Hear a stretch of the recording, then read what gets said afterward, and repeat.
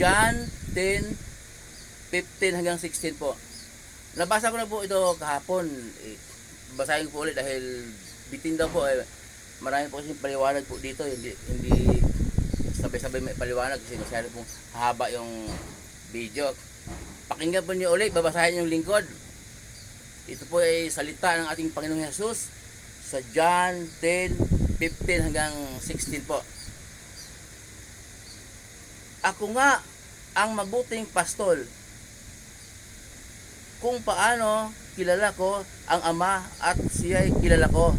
Gayon din naman kilala ko ang aking mga tupa at ako na may kilala nila. At inaalay ko ang aking buhay para sa aking mga tupa. Mayroon pa akong iba pang mga tupa na wala pa sa kulungang ito. Kinakailangan sila'y ipasok ko rin at pakinggan nila ang aking tinig. Sa gayon, magkaroon ng isang kawan at isang pastol. Yun po, ang paliwanag ko po noon, yung una kong binasa to, si Jesus lang po talaga ang pastol. Gusto ng ating Panginoong Jesus na isang kawan lang. Yung turo niya ang ating sundin po. Dahil yun din po ang gusto ng Diyos Ama na makapangyarihan sa lahat. Yung mababasa po natin sa Mateo 17:5, tinig mula sa langit. Ang sabi ng Diyos Ama, ito ang minamahal kong anak na lubos kong kinalulugdan. Pakinggan ninyo siya. Yun po. Yun ang nais ng Diyos na makapangyarihan sa lahat. Ang sundin natin ang turo ng ating Panginoong Hesus. Kaya dito po, sabi ng ating Panginoong Hesus, ang sabi niya, siya daw ang mabuting pastol.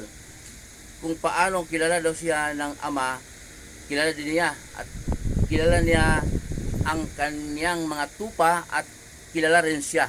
Okay? Nauna ko pong sinabi na ang mga tupa, yun po ay anak ng Diyos.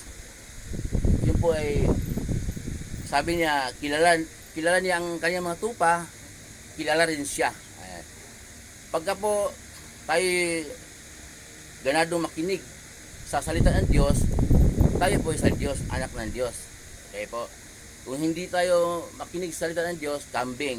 Yun po ang mga kay Satanas po yun, yung binasa ko po noong nakaraan na pagdating na paghuhukom, impyerno, kambing. Yun pong palang mga comment po na katang isip ko daw, may verse po akong binabasa eh. May verse akong binabanggit, basahin po yung verse para hindi kayo makahatol po na katang isip dahil yung verse po, napakahalaga po nito ang verse. Sinabi natin Panginoong Hesus na mayroon pa daw siyang tupa na wala pa dito sa kulungan ito. Kinakailangang ipasok niya at pakinggan ang kanyang tinig. Okay? Noong panahon pong yun, wala pa tayo. Tama ba?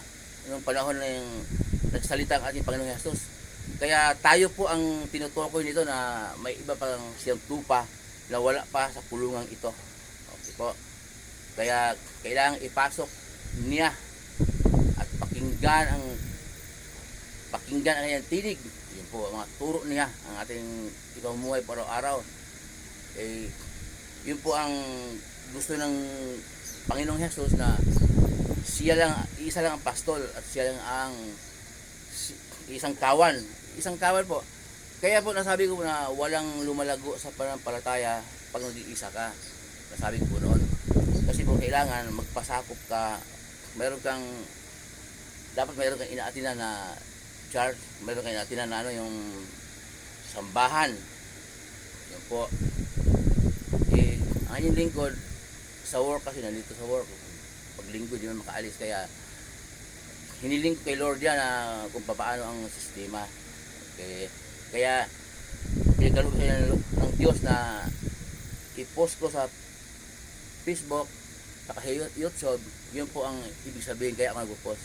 Sa ganun po, hindi po ako nag-iisa sa aking pananampalataya kasi maraming nagko-comment din, maraming mga tinatapos.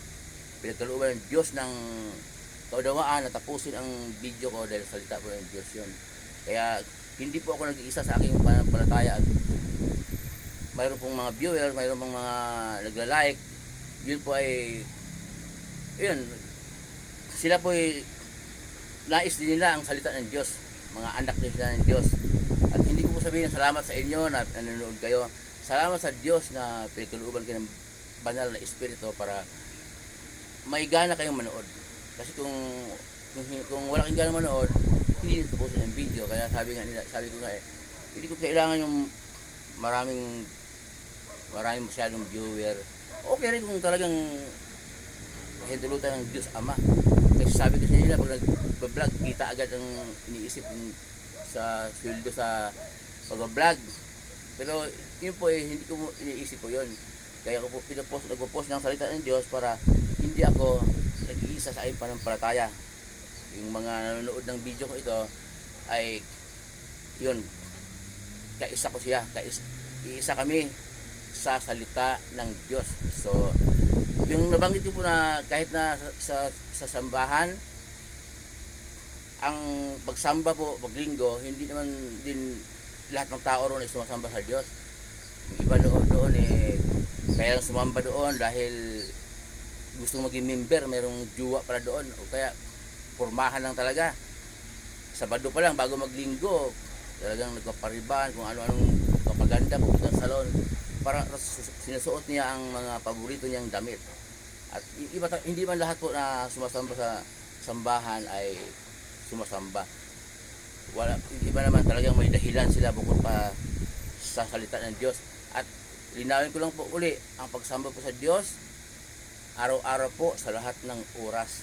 Yun po ang pagsamba sa Diyos. Kahit na nasa World Cup, pwede kang sumamba, pwede kang sumasampalataya kay Jesus na siya ang ating tagapagligtas. Ang dugo niya ang maghugas sa ating mga kasalanan. Ang dugo niya ang maglinis sa ating karumihan. Muli pong yung lingkod, si Chef Roy. Ingatan ko yung Diyos, sasamahan kayo ng Diyos kahit saan ko kayo punta, sa mga trabaho pinasukan ninyo, mga negosyo, kahit anong pinagkakitaan niyo sa buhay, ayon sa kalooban ng Diyos.